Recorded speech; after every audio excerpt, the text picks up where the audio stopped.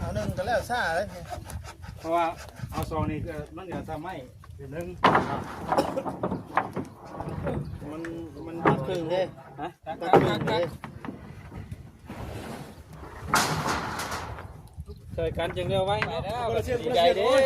เส้นช้าเส้นกันโอ้ยนะเส้นกันเลยว่าถ้าเกิดว่าเขาบอกว่ากินนี่กับไปเลยได้กินนี่นะ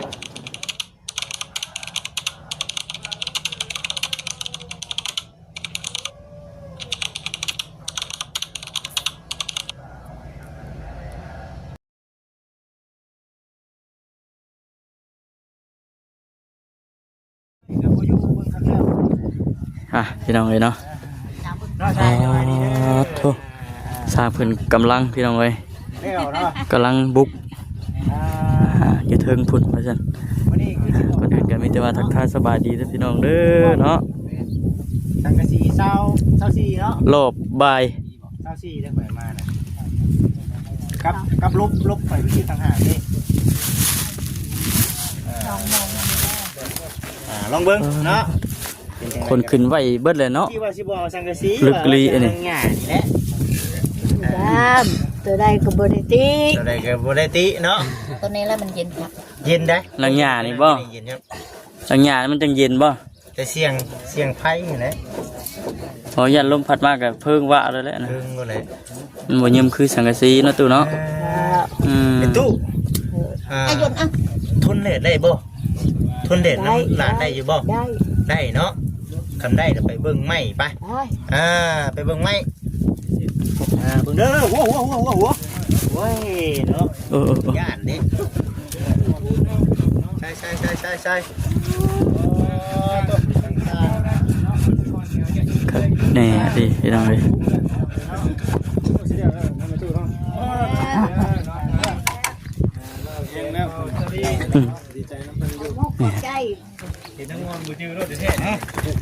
นี่ไม่ทางไม่ก็มีแต่งามทางบัจิตเพิ่นซื้อมาแต่ว่าตอนนี้ป้าไว้ทางรถเ%เพิ่นพี่น้อยเนาะงามบ่ตุลายดูเนาะแล้วไปมืออื่นเลยสำเร็จมือสำเร็จมุ่งมือนี่ขึ้นฟ้าก็มาได้จะมาก็ดีแล้วบ่เจอว่าเอา15เพราะไปแบบเผื่อไว้นำเด้โอ้ยพ่อเข้าไปใกล้นี่ตัดยันเขี้ยวโอ้ยยันเพิ่ม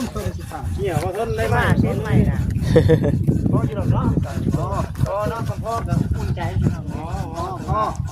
นี่ได้เฮาเสียได้เราจะได้ขันน้ำเสียขึ้นหุบขึ้นโค้งห่วยใส่สังกะสีใส่อันทากระจากเข้าไปในแห้งคักเด้อบัดนี้ตู้เอ้ยอันนี้ได้ขึ้นไปอยู่เทิงพุ่นแล้วบาดทีนี้งามก็จัดการเลยแน่นอนจ้ะเขาเนี่ยเขาขันที่ร้านเนาะขันมาพี่เลยเนาะขันไปเนาะขันบนแขนนะตัวแรนบ่คักบ่แน่ก็ตกแต่งให้นำแต่งน้ำแต่อย่าลืมมันเฮ็ดประตูได้พวกนี้บอลเข่าได้เฮ็ดกันลืมเฮ็ดประตูบ่ยากเนาะทั้งช่างเฮาแต่งพวกติแต่งพวกมีบอลเข่าได้ตู้เนาะตู้มีบอลเข่าได้ทำตู้ก็คักเนาะพี่น้องเอ้ยแล้วว่าถ้าไม่ดีบ่สิได้เฮ็ดให้งามไปนี่แหละมันจังกินฮอดสร้างเอ้ยไอ้ประตูฮอดแหละได้นี่เอาเบิ่งใหม่เฉพาะบ่เสียนจะว่าน่ากลัวไม่เฮา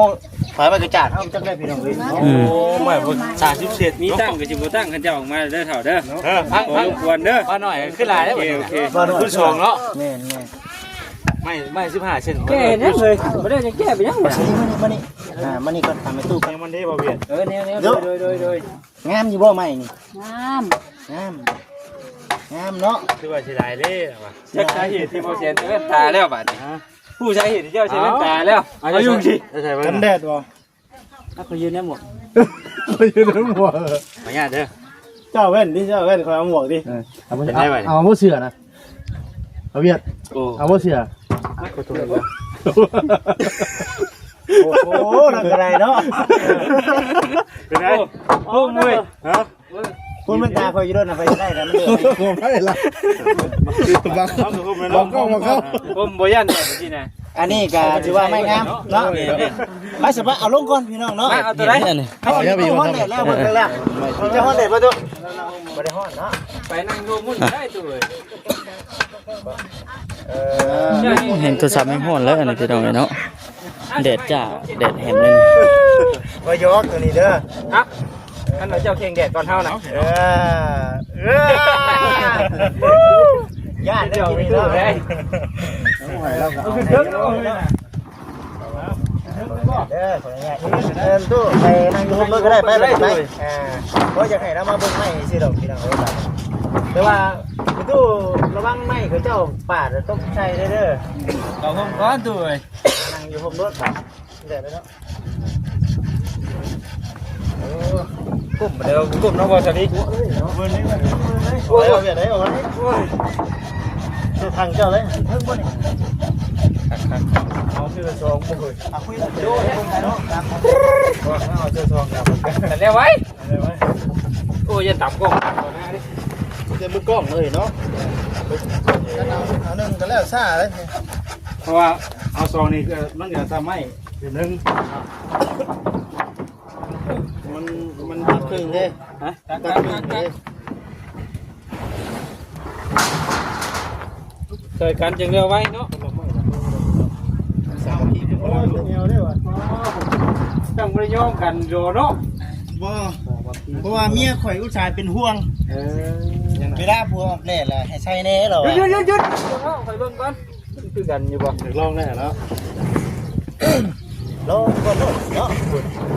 ลองเป็นยัง จะเลื่อมอยู่ โอ้โหยืมใจตะเวนเนาะ เอาทดลองดิ ก็ดีพี่น้องเลยเนาะเพราะเพื่อข่อยกลับมาใส่มันใจนี่เบิดบ่ ลองด้วยกง ถ้าว่าหาไปนิดนึงมันเบิดนะ มันมาเกิดอุบัติเหตุอันอยู่ข้างหลังนี่แต่ก็ ถอยไปดิ เมนเอาดีเราบอกสดีเนาะข้างหลังแค่มาเกิดอุบัติเหตุใช่กันเนาะ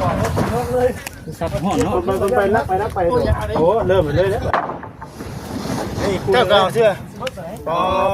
ตุ๊กนึงเชื่อชงเด้อ ไปแล้วไปไปแล้วดีใจดิ เส้นช้าเส้นกัน โอ้ยเนาะ เส้นกันเลย ว่าถ้าเกิดว่าเขาบอกว่ากินอีกก็ไปเลยได้กินนะ อะไรล่ะโอ้ยก้อนไรพี่น้องเลยพอแสนได้กำไรได้เลยเชื่องเรานี่ตัวบัดเป็นไรคนละไม้คนละมือพี่น้องเลย โอ้ยฮ้อนให้ตู่นี่ เย็น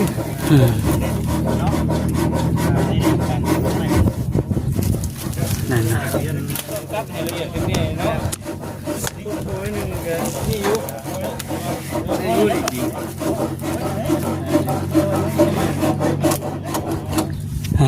เด้อ ตักปันยัง เรือสัตว์ไป ไม่ยังนี่คือพิษให้ช่างนี่ เอาบันลมเขามาแชร์แล้วจะว่าคนคนข้างไหนจะจับ เฮ็ดไม่เรือได้อยู่ กินข้าวแล้วตู้มานี่ กินแล้ว กับหยังมานี่ ป้า หึ ป้าเอื้อนนั่นน้อย กับปลาอีกละ สิเป็นใจอยู่บ่ว่าซั่น เป็นไรนอนเมื่อคืนนี่ เด้เพิ่นชื่อมาใหม่ นั่ง เด้ ก็รับ เป็นบรินั่นเลย ได้อยู่ดอกบัดนี้เนาะ ปึงๆอยู่เนาะนี่ด้วย นั่งงบนั่งเงาน้ำไปตู้ก่อน แล้ว เป็นได้เหมือนบอกเลขคือแม่นแท้มื้อนี่ เอ้ามือมันแม่ มื้อแม่นบ่ ถือมือแม่น มื้อใด เด้ มันสิแม่นนะ มัน บ่มีมือแม่นอีกบ่ มือวานนี่นะ แกดูเนาะ ฮะ ทำรัก6 7นั่นบ่ มันออกรักยังบ่เว้ย ตะคก รักพก ถ้าบอกเลข 68 ถ้าบอกเลขคือแม่นแท้ 9 ดูว่า 6 ออกรักพกวานแต่ว่ามันออกเป็นเล เล ข ข3ตัว ตามเลข3ตัว 68 อ๋อ ออกเลขไก่ ชื่อเป็นเลขกบ มาทำดี เลขไก่ ออกเลขไก่ ชื่อเลขเอียนออกเลข ตู้ ไก่ มันบอกนะเอาแต่เลขมาข้อใส่วัตถุมือวานนี่โบราณแล้วคิดปลายพัน บ่กล้าชื่ออะไรดอก เสียงดวงลงเบิ้งเลยนะ เอ้บ่นอนในตู้เอาห้องในห้องนี้บ่ ของพระ ห้ ของพักถือว่าแอมบัดชงบ่หรือว่าจังได๋สิแอมบัดชง กั้นห้องบ่ สอง กันสองห้อง ห้องไร ห้องพระต่างหากเจอนอนห้องนั้น ทั้ง อืม นี่คือว่ากระตุกกระต๊อบคือว่ามั่งแล้วไปนอนอยู่ไสน่ะ นอนนานเลย มั่งยังนอนอยู่ มันจึงเย็นดีวะ บ่นี่นำเนาะคนขี่รถกายทางไปนอนคลอเนาะคนละงอดอยู่ได้ประตู มีในปิดในบังเนาะ ให้กนูเข้าโกนแล้วเราเห็น แล้วว่าบ่ยานแล้วนั่น คือ บ่ มา ได้ ให้มั่ง รถมา ช่างมั่งให้บ้าบ้างมั่งเองมันแล้วเลยเนาะ คิดได้คือแม่ เลี้ยวเห็นทางนี้ เด็กเดียวเห็นนี่เอาเจ้าคือมั่งข้างนึงเอ้า ผู้ดีเลยเนาะ มังคางก็มันบ่ ห่างอยู่ มันบ่ชะใจนี่ บ่สะใจมังหมด เป็นนั้นเนาะดีแต่บอกหลังคาลงมาตู้เนาะพอเห็นเดือนเห็นดาวบ่ยอมไปตู้แล้วดอก ตะ พี่น้อ กี้ ง แห้งคักแล้วนอนนับดาวแล้วโอ้ยดาว มีในมัน ครบอยู่บ่ตู้นับครบอยู่บ่ บ่ครบแล้ว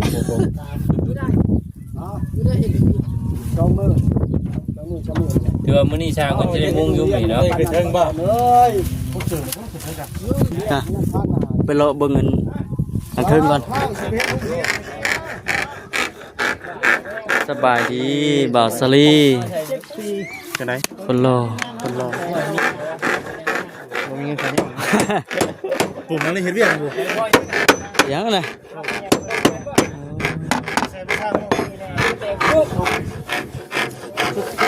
คนเหยียบปอบ้างสิ ฮะระวังนะ ต่อยเลย ต้องซักอีก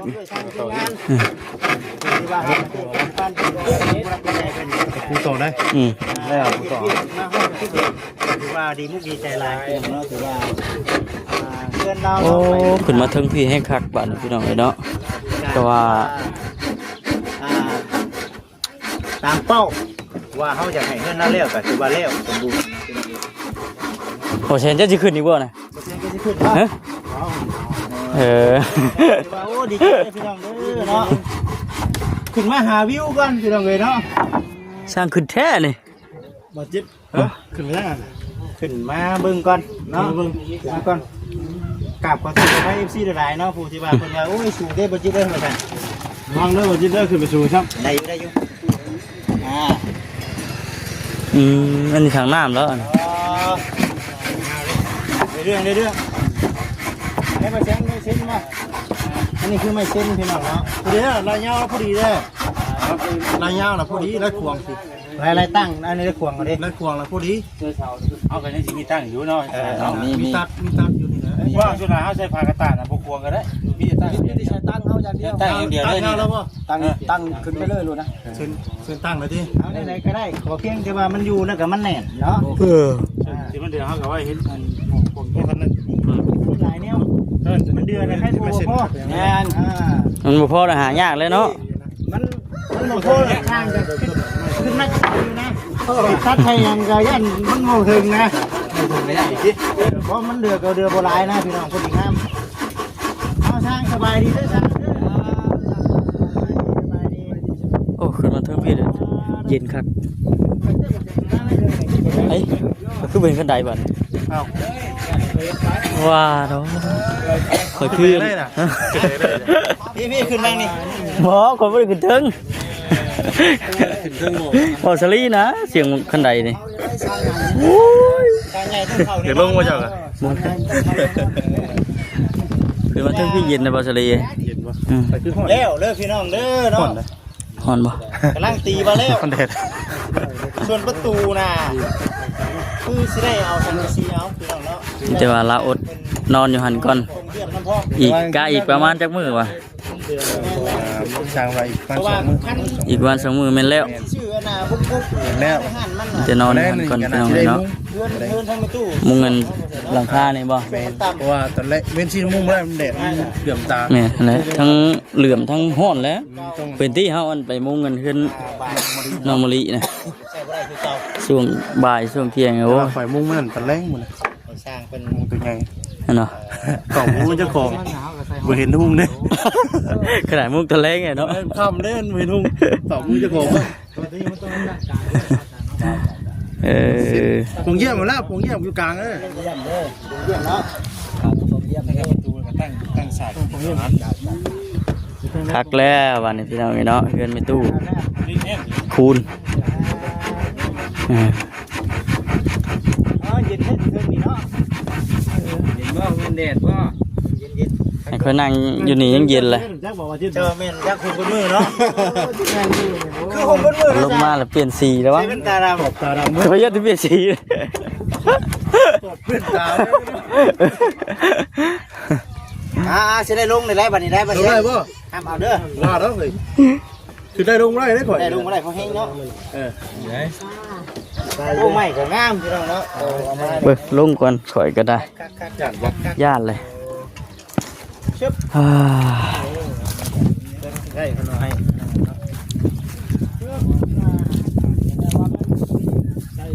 สร้างมาผู้เดียวเนาะสร้างตัวนี้บ่ สองเด้นี่ ตัวนี้บ่ ผู้เสื้อผ้าแล้วนี่ดิ นั่งกันสี่เป้าบ่ แนมอยู่รุมเลย แนมแย่งมึงก่อนตัวใดมัน สร้างผู้ช่วยสร้างแล้วมีเด้ผู้นึงนี่ 3 คน พี่น้องเนาะคลิปนี้ก็สิจบคลิปก่อนบ่คำก็ได้แต่ว่ามื้อหน้ามื้อไหนเพิ่นแหละพี่น้องเนาะสิเข้ามาอัปเดตใหม่อีกมื้อนี้ถือว่ายังขึ้นโครงหลังคาอยู่จ้ะทางเมืองรอบเลงเห็นว่ามุงก็ได้พี่น้องเนาะไปพี่น้องเนาะไหนก็อยู่ดีมีแฮงสบายดี